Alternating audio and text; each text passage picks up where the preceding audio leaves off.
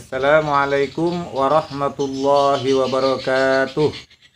Sahabat, pada hari ini insya Allah kita akan bahas lagi tentang ada pertanyaan dari calon pengantin sahabat, dan juga pertanyaan dari warga media sosial.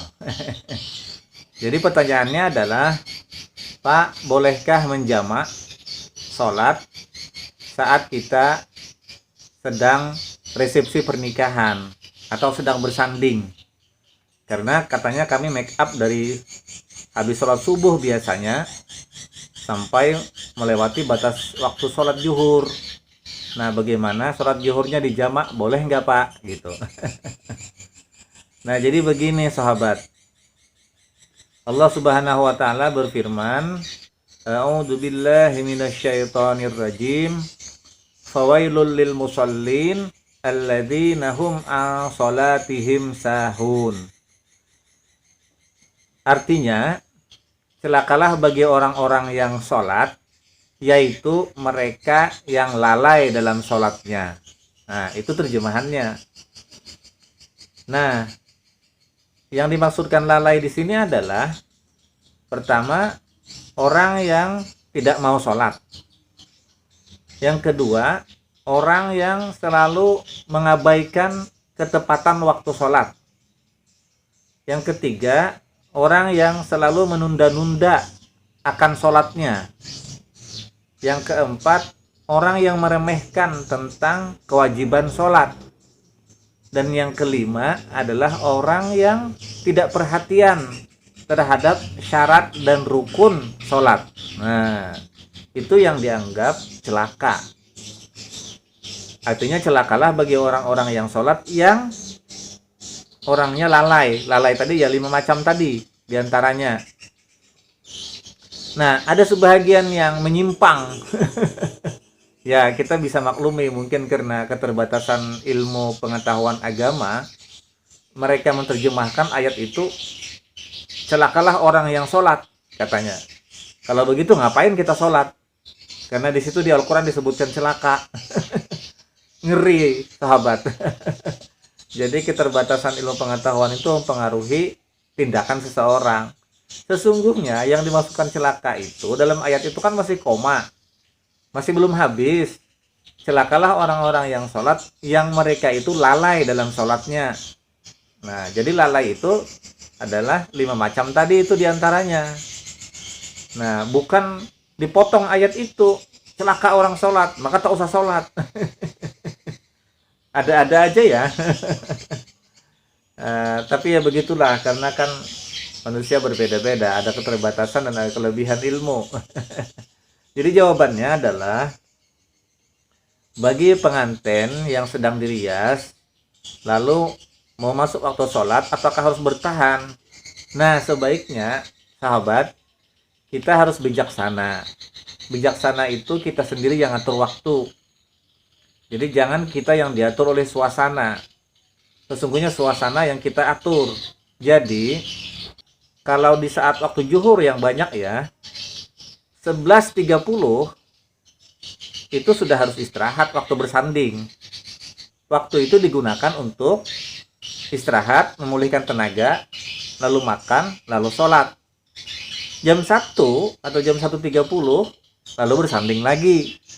Nah, itu sesungguhnya yang adil dan bijaksana. Sehingga tak ada waktu yang terlampaui, terutama waktu sholat. Orang kerja aja begitu kan, di kantor-kantor ya. Nah, lalu bagaimana seandainya itu dianggap sangat berat? Karena baju pengantin, jas, dan baju yang pengantin perempuan yang banyak aksesorisnya. Dalam hal ini, sepertinya fikih masih bisa bertoleransi. Yang penting, sholat itu dilaksanakan masih dalam waktu sholat. Di saat azan zuhur tak bisa kita laksanakan, maka boleh di tengah. Nah, kisarannya jam 2. Kalau tak bisa juga, maka jam 3 lewat, mendekati sholat asar. Nah, itu sepertinya fikih masih bisa bertoleransi. Karena jika kita bandingkan dengan waktu zaman Rasulullah Shallallahu Alaihi Wasallam, di saat perang saja, bayangkan itu, di saat sangat bahaya, itu beliau tetap sholat. Nah, kan kita kenal dengan namanya sholat khauf, sholat dalam situasi ketakutan atau bahaya, tapi tetap sholat. Nah, sedangkan ini dalam kondisi bahagia. Dalam kondisi bahagia, sahabat. Jadi tak elok rasanya, tak sopan sebenarnya terhadap Allah kalau dalam kondisi bahagia justru kita melalaikan. Sedangkan Rasulullah di saat kondisi bahaya saja beliau laksanakan. Nah, jadi sebaiknya tetap dilaksanakan. Kalau bisa di awal waktu itu lebih bagus, di tengah waktu atau di akhir waktu. Itu lebih bijaksana dibandingkan kita menyikapinya dengan jamak. Karena sholat jamak itu ada persyaratannya.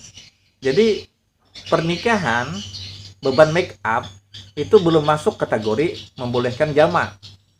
Karena jamak itu bisa dilakukan kalau dalam perjalanan, saat berhaji di Arafah Mina, kemudian di saat situasi tertentu yang tak bisa kita perhitungkan, semisal gempa, hujan yang sangat lebat, atau seorang dokter yang sedang mengoperasi pasiennya, tapi miss perhitungan.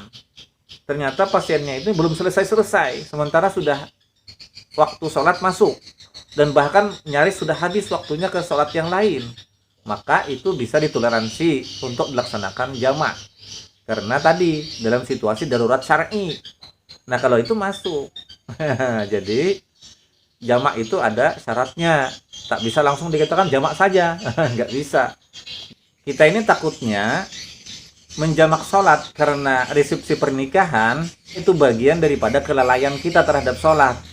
Maka akhirnya celakalah orang-orang yang sholat, yaitu mereka yang lalai dalam sholatnya. Nah, khawatirnya kita termasuk golongan itu. Kalau kita itu lakukan, khawatirnya kita dianggap abai dengan perintah Allah, padahal ini awal memasuki rumah tangga. Nah, bisa dimungkinkan pada hari-hari berikutnya, pada perjalanan rumah tangga berikutnya, itu menjadi lebih abai lagi terhadap perintah Allah. Nah, jadi awalilah sesuatu dengan baik. Jadi, wahai pengantin-pengantin, mari kita rubah paradigma bahwa satu, kita yang atur waktu. Terus yang kedua, sesungguhnya air wudhu itu lebih menjernihkan jiwa dan raga kita ketimbang make up dan bedak. Nah, itu sebaiknya paradigmanya seperti itu. Jadi kita rubah, air wudhu lebih menjernihkan jiwa dan raga kita. Nah, jadi jam 12 istirahat, setelah makan, sholat, lalu kita bedak lagi.